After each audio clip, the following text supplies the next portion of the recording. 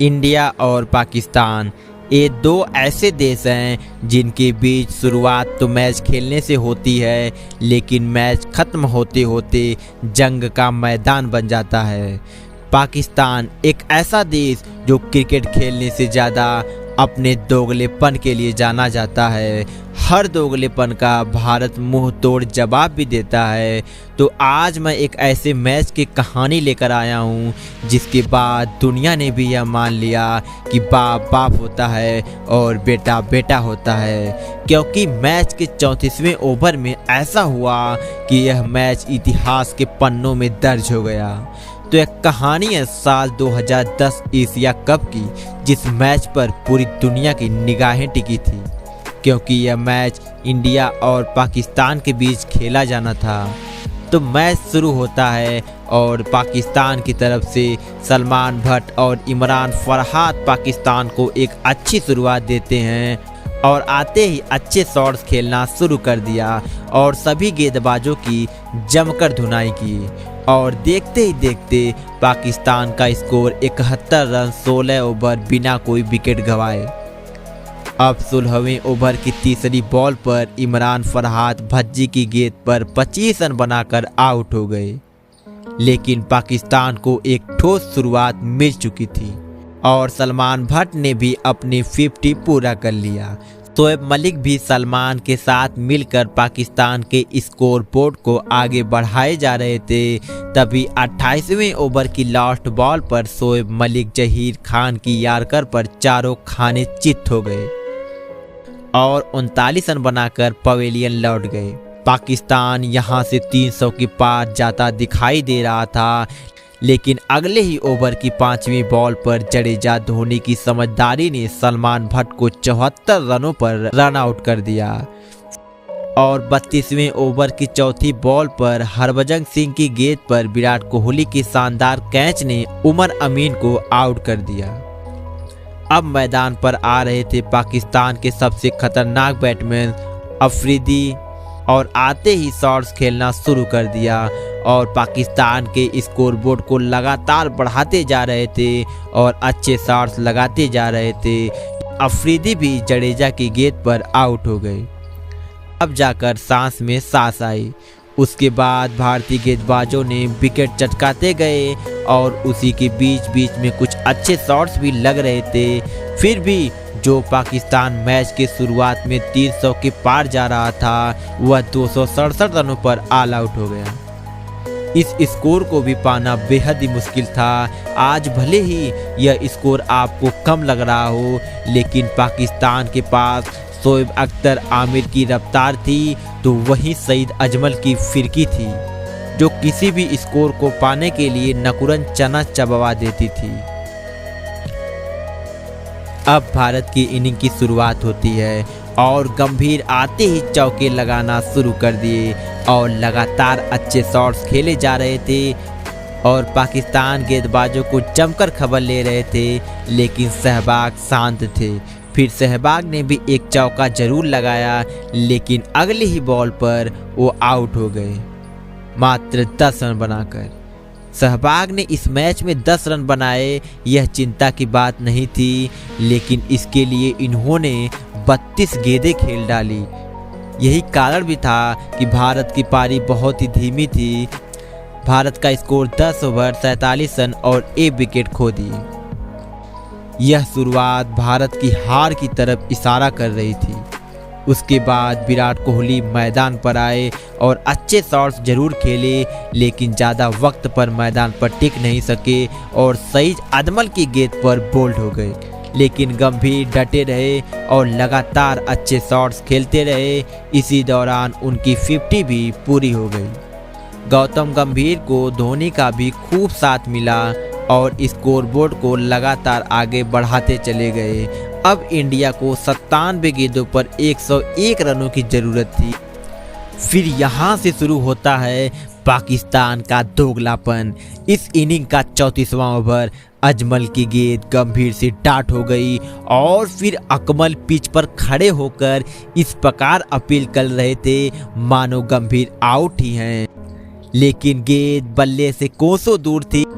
फिर अख्तर की यह हंसी पाकिस्तान के नापाक इरादे को जाहिर कर रही थी।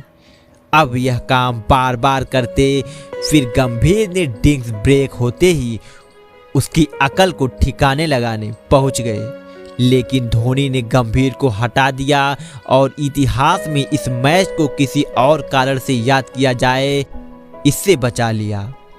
लेकिन धोनी अगले ओवर की पहली गेंद पर शोएब अख्तर को इतना जोरदार चौका मारा मानो पाकिस्तान टीम को यह बता रहे हो कि मैं बल्ला कितना तेज घुमा सकता हूं।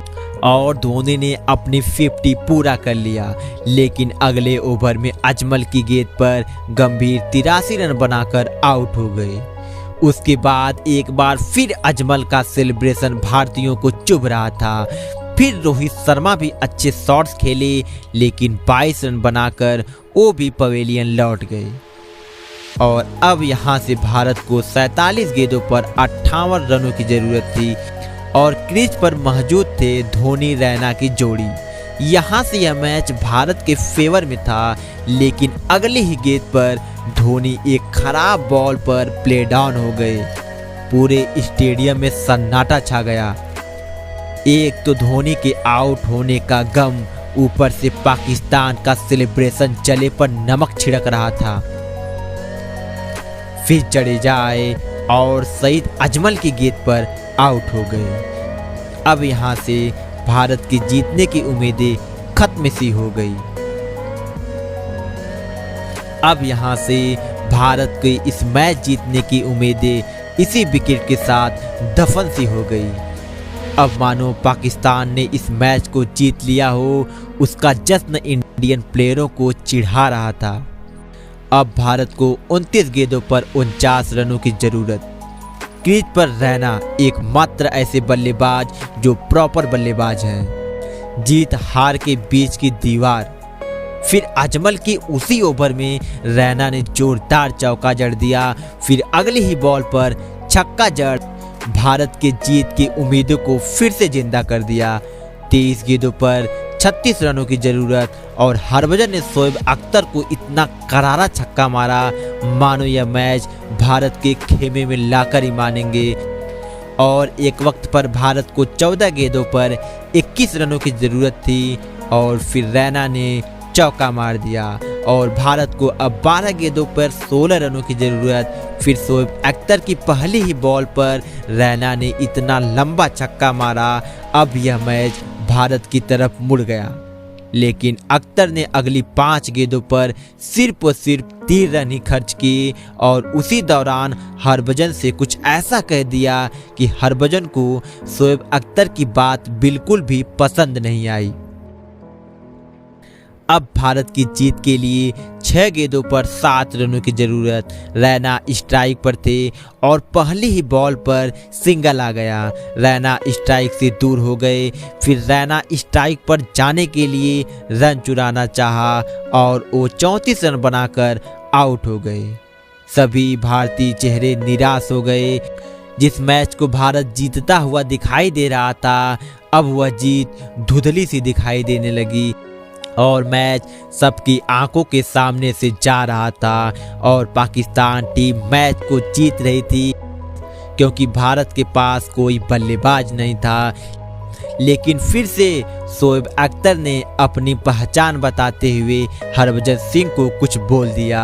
अब मानो हरभजन सिंह का गुस्सा 7वें आसमान पर और भारत को जीत के लिए 2 गेंदों पर 3 रनों की जरूरत। और भज्जी ने अपना गुस्सा आमिर की गेंद पर उतारा और इतना लंबा छक्का मारा कि वो गेंद दोबारा खेलने लायक ही नहीं बची।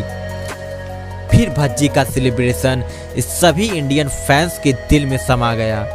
शायद अख्तर भज्जी को छेड़ते ना तो इस मैच का रिजल्ट कुछ और होता। फिर से पूरी दुनिया को भारत ने बता दिया कि इंडियन को बाप आखिरकार कहते क्यों हैं। तो कैसी लगी यह कहानी? और पसंद आई हो तो वीडियो को लाइक जरूर कीजिएगा उस इंडियन टीम के लिए जिसने पाकिस्तान को उसकी औकात बताई। और आगे भी ऐसी कहानियां देखना चाहते हैं तो चैनल को सब्सक्राइब जरूर कीजिएगा ताकि आने वाली वीडियो की नोटिफिकेशन आप तक पहुंच सके और आप फिर से उस मैच की यादें ताज़ा कर सके जो आज के समय में लोग कहीं ना कहीं भूल रहे हैं। और आपका अपना कीमती समय देने के लिए बहुत बहुत धन्यवाद। जय हिंद, जय भारत।